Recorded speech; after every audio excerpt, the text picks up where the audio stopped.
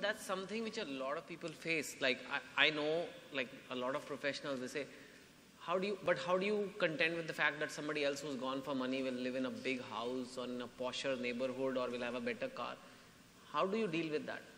I think I had to do a lot of thinking, and I wanted big house, I wanted big cars, and my work and my things, the way things happened to me, they actually guided me, and they gave me kind of clues, signals, and I really caught on to it. Like, I'll give you an example. I was in 2000, I was doing this film called Warrior, and at the same time I was also producing a series for Star Plus, because I got bored of acting in television. So I was trying to produce or direct, At that time, this film came. And for the first time, I went, like I did a shooting which was in one chunk. So this was the first time I experienced how the story, how the character grows on you in those days, if you are doing it continuously, or if you have that kind of atmosphere. And towards the end of the shoot, my wife came to meet me, and she was worried that, we have invested so much of money on the series, what's going to happen? And suddenly something told me from inside that, don't go that way. You are not enjoying that. Producing series is not your cup of tea. You are not enjoying that experience. And I left that, I never, turned back and looked at it. I said, no, I'm not going that way. I have to go this way. I don't know what will happen, but I'll go this way. And I want to ask you two things. One thing is how you got 24 to India. And you may not have realized this, but I found what is amazing about the story is you told me how you asked them for it and they said, wait for it, we'll let you know. And you were behaving like a newcomer there again. Whereas you've had 3 decades of superstardom here, 100 movies. And tell us that 24 story. I love that. Like, tell us in brief about how you got 24 to India, because it wasn't that simple, and it's not a question of how much does it cost and I want to bring to India. You had to put a wager on that one. Yeah, exactly, because you see, 24, what I did in America, the American show which I did, that was all about contract, and it was a very professional decision. And, getting 24 to India was exactly what this film is all about. That when the first day of my shoot, and I read the script, the first episode, and I said, I have to take this to India. And Howard Gordon, one of the most respected, and he's the showrunner of Homeland as well as 24, and written a lot of books also. So I met him, and I said, I want to take 24 to India. So he just looked at me. I said, as he wants to take 24 to India, who he's talking to, and who are the stakeholders of 24 India, 24 internationally. They're all billionaires, and what is, you can't offer me anything. So he just looked at me. I said, you finish this 24 and then we'll talk about this. So obviously, I was there for 6 months, and I completely, not that I was working, and what I was doing was exactly thinking that I have to take,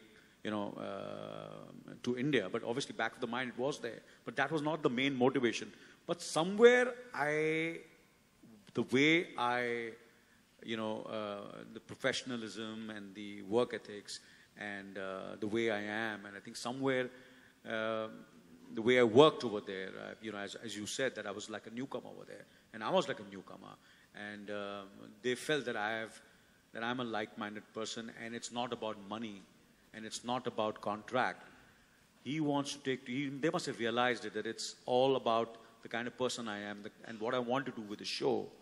And the last day of the shoot of 24 America, we had a big celebration. They had a big celebration for me, and then I said, let me go and say bye to him. So I went up to the office, and then I said, you remember you told me about you want to take 24 to India? And yes, sir. I said, of course I have. I said, I want to take. Did you say sir? Did you actually say sir to them? Yeah. I said sir to you and to Irfan sir also. Yeah. Basically, I respect all youngsters. Thank you. Yeah. He's younger to me, Howard Gordon. Yeah.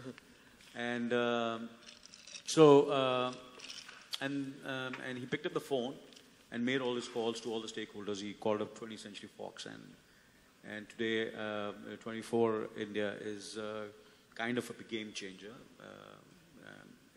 on Indian television.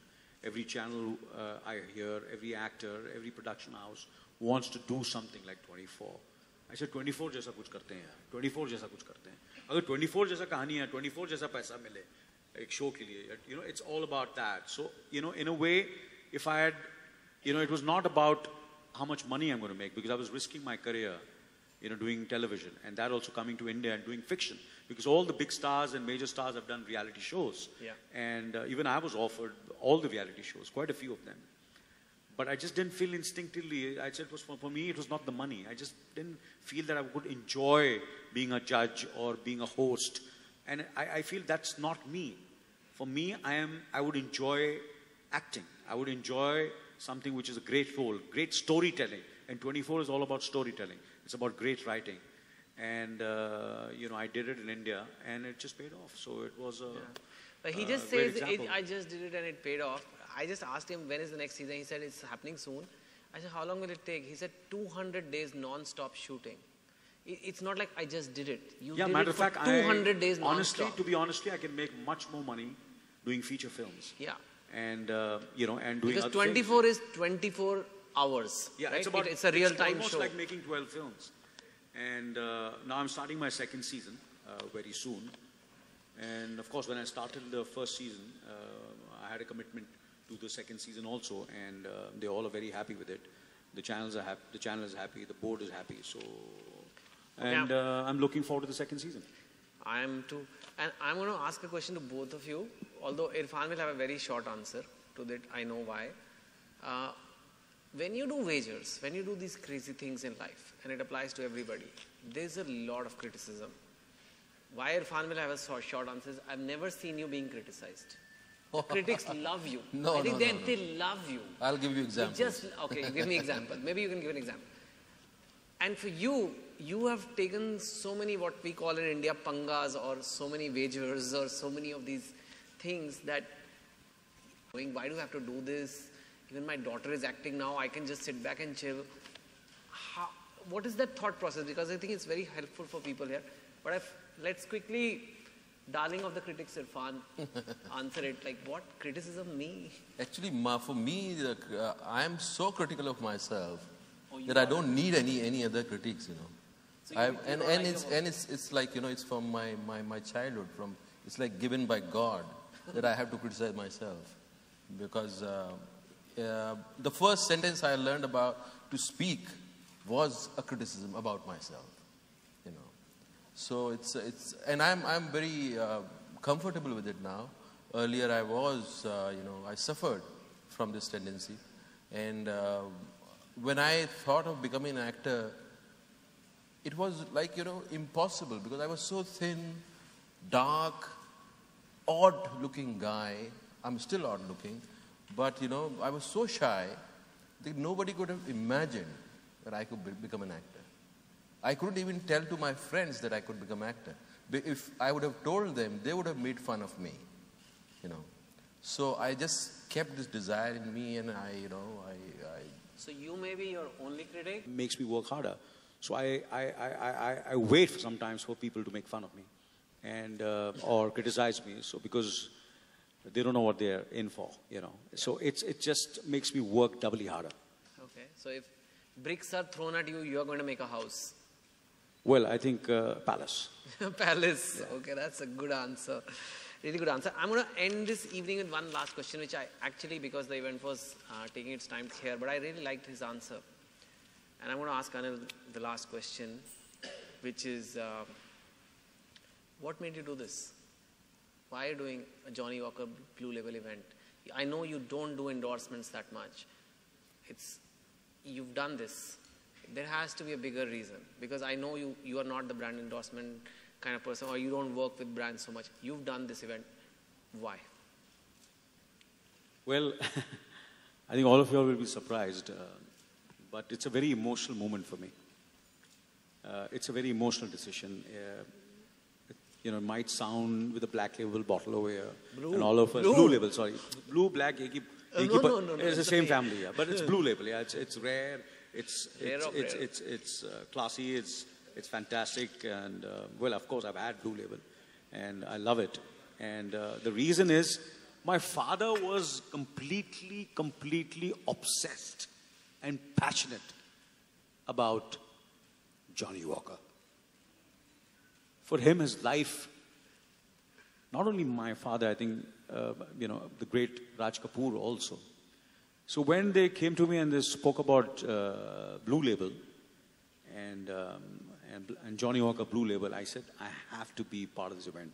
So obviously, like people would react. I said, it's alcohol, and that, of course, alcohol, as you say, is legal. It's fine. There's nothing. I can't be a hypocrite because I also drink sometimes, and I love a peg of Blue Label or a Black Label or whatever. So I said I must go there, and I think I would. And I started remembering my father and how he would love his Johnny Walker. Obviously, Blue Label was unaffordable, and I could not really or my father could not really afford to buy a bottle of Blue Label because it was either the Red Label or the Black Label. And then when I would travel for shootings and go abroad, or my friends would go, and then I would get this bottle of Blue Label for my father. He wouldn't want anything. He just didn't want anything. No shirt, no suit, no shoes, nothing, no electronics. Was a bottle Johnny Walker ki le aana, putar. So that was his obsession. So I said, so today in a way, I remember my father and I dedicate this evening. And tell us about, you told me this, you've still kept the half-finished bottles. Yes. There are some bottles which are still there, and there are about 3 Blue Label bottles, in my house, which I preserve and keep it. And I don't open it because, I feel somewhere, I think when I go up there, I'm going to, try to take them along. And give it to my dad. Not empty bottles. You can't top that for a last answer. And I think you guys inspire me for sure.